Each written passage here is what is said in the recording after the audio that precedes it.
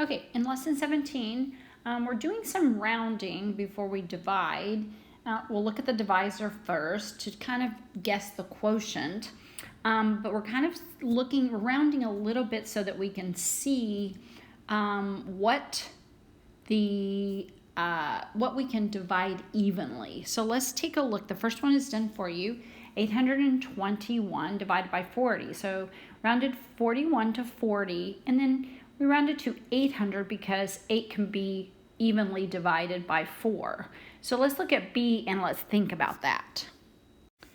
So first I'm thinking I'm going to do 20 here. And then I think, I could round to 600 because 600 can be easily divided by 20. And so we get...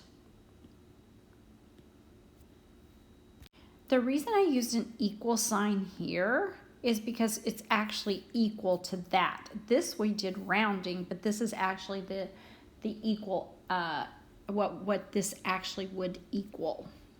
Okay, so 1C, I'm going to do 1C, and then I'm going to pick a few random ones and see if you can do some on your own. So we're going to take this and round it to 40. And then 821, I'm thinking 82, that probably isn't divisible. So let's just go back to 800, okay? And so our estimate would be 20. Okay, let's look at 1H. So I take my 69 and let's round that up to 70. And even though I should, it's closer to 600, because I'm dividing by 7, I'm going to round this up to 700. I'm just trying to make an estimate and maybe thinking mentally about this. So I rounded that so it would be easier. Okay, try some on your own. Let me know if you're having trouble with this. So let's look at 1O. We have 559 divided by 11. Okay, so I'm going to round this one down to 10, and I can actually round this one just to 560 because I can divide that evenly by 10. Does that make sense? Okay, on the back we have a few story problems. We have number 2 says Mrs. Johnson spent, so remember we're just doing the same kind of estimate about how much. So we're estimating on the back.